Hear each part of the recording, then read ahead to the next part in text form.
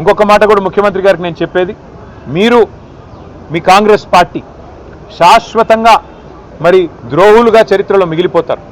తెలంగాణ అస్తిత్వాన్ని దెబ్బతీసిన ద్రోహులుగా, తెలంగాణ తల్లిని రూపుమాపి కాంగ్రెస్ తల్లిని ప్రతిష్ఠించిన ద్రోహులుగా, తెలంగాణ సంస్కృతిని తెలంగాణ అస్తిత్వానికి చిహ్నమైన కాకతీయ కళాతోరణాన్ని, చార్మినార్ని, తెలంగాణ ఆడపడుచులకు అత్యంత ప్రీతిపాత్రమైన బతుకమ్మని, వీటిని దెబ్బతీసిన ద్రోహులుగా నీ ప్రభుత్వం నీ పార్టీ నిలబడిపోతుంది. అదే కోవలో అదే వరుసలో సికింద్రాబాద్ అస్తిత్వాన్ని కూడా మీరు ఏదైతే దెబ్బతీసే ప్రయత్నం చేస్తున్నారో ఇది మీకు మంచిది కాదు.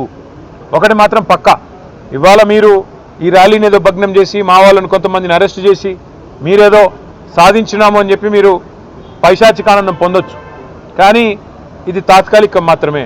తప్పకుండా శ్రీనివాస్ యాదవ్ గారు చెప్పినట్టు కోర్టుకి పోతాం. ప్రజాక్షేత్రంలో ప్రజల తరపున న్యాయబద్ధంగా నిరసన చెప్పే హక్కు మనకు రాజ్యాంగం ప్రసాదించిన హక్కు, డాక్టర్ బాబాసాహెబ్ అంబేద్కర్ మనకిచ్చిన హక్కు.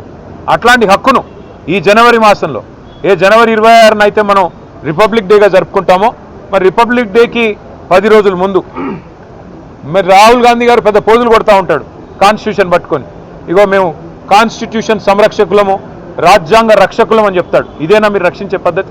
ఒక శాంతి ర్యాలీని భగ్నం చేసి ప్రజలకు నిరసన చెప్పే హక్కు లేకుండా చేసి ఎక్కడి వాళ్ళని అక్కడ అరెస్టు చేసి ఇదా మీరు చేసే రాజ్యాంగ రక్షణ నేను అడుగుతా ఉన్నా. అందుకే శ్రీనివాస్ యాదవ్ గారు చెప్పినట్టుగా కోర్టుకి పోతాం, ప్రజలను కూడా జాగరూకులు చేస్తాం. జంట నగరాల అస్తిత్వాన్ని దెబ్బతీసే ప్రయత్నం చేస్తున్న ఈ తుగ్లక్ సర్కారుకు తప్పకుండా ప్రజాక్షేత్రంలోనే బుద్ధి చెప్తాము.